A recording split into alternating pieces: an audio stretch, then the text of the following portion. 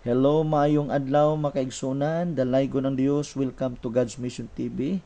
Buot ko nga makigsulti nimo karon kung ikaw ganahan ani maminaw, tiwasan ni mubura ni para ni nimo.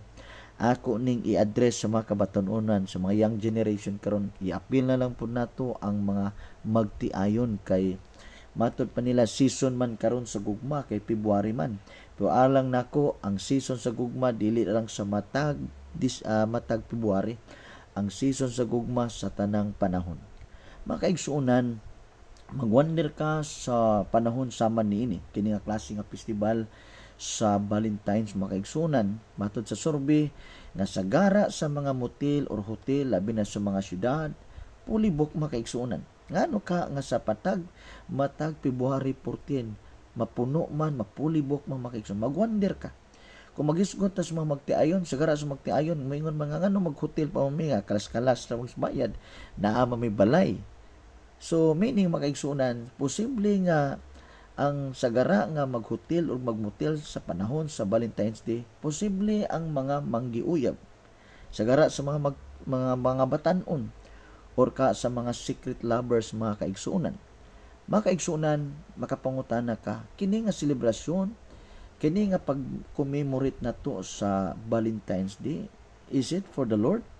Kamu daw tubaga na makaigsuonan. No, kini ngano man siguro kung maghununa ka nga para ni sa Ginoo kay Saint Valentine's man, pero magwonder ka ngano man ang tanan-tanang tao makaigsuonan nga makahimo man maka-create man ana nga klase nga mga hunahuna. Nga grabe man kaayo ang kining sexual immorality sa panahon sa Valentine's Day. And I believe nga there is something demonic spirit nga nagmanipulate ani nga season sa mga batanon bisan sa mga magtiayon mga kaigsunan. Now, butang nako makaigsunan nga mohatag ani nga bubo nga mensahe. Ang pinaka-importante karon makaigsunan, but nako kang dasigon. Siguraduha nga mabatunan gyud nimong tinuod nga gugma nga iya sa Dios. Hinumdumi nga si Kristo mo ay perfect love of the Father. Si Kristo ang gikinanglan nato, siyang mahimo natong inspiration sa paghigugma kay ang tinuod nga gugma anda mo sakripisyo, anda magantos makaigsunan, andam sa muhatag siyang kinabuhi diya sa Dios. Na makaigsunan ang akong buot nga ipasabot kaninyo ni matahom nga adlaw karon. Batunan nato ang Dios nun nga gugma. Ang Dios nun dili tawhanon, dili yawanon o dili kining kalibutanon nga paghigugma makaigsunan. Nga karon nga season makaigsunan daghan kaayo nga mga mabiktima, daghan kaayong mga nabiktima sa saad, daghan kaayong mga immorality, daghan dili maayong butang.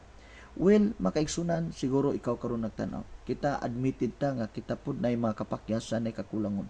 Pud dili ta motugot makaigsunan nga diin sama ani nga panahon karon. Ang hunahuna ra sa tawo na nadya perminti sa undudnon nga pagbati. Makaigsunan ang atong pagbati ato ni dapat isurrender sa Ginoo. Mangayo tagtabang sa Ginoo. Nga din dili ta mosugot makaigsunan nga mahimong lastful kaayo ang atong mga kinabuhi.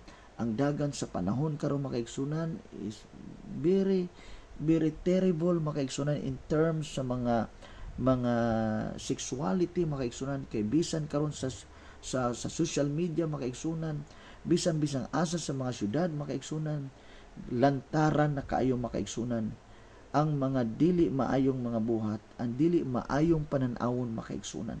Karon makaigsuunan daghan na kay mga kababayan nga halos ipamaligya na nila ilang kaugalingon.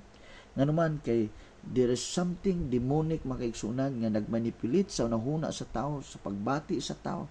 Tungod kay way laing plano ang yawa is to destroy the lives of many, to destroy the lives of people. Makaigsunan nanginanglan ta sa Dios nung gugma, nanginanglan ta sa gahom sa Dios, nanginanglan ta sa grasya sa Dios nga si Kristo makaigsunan tugutan nato nga siya maga-drive sa tong kinabuhi. Kay kung naa si Kristo nato, nga din ang iyang spirito tugutan nato, muhatag kaalam kanato, muhimong matarong nato nga tungod niya na makahimo ta sa pagkinabuhing Dios nun og matarong og kini nga paghigugma nga atong mabatunan makaigsunan magamit nato alang sa himaya sa Dios. Igsoon ni Galas, salamat sa pagpaminaw. Hinaut ko nga nakay nakuha aning mubo nga mensahe. So karon season man sa panaghigugmaay, apan ako mingon, himua ang imong pagbati sa paghigugma una sa Dios, sa imong pamilya, bisan sa imong partner or sa imong karelasyon diha sa Dios nun nga pagbati, Dios nun nga paghigugma. Dalaygon ang Dios og salamat og bye-bye.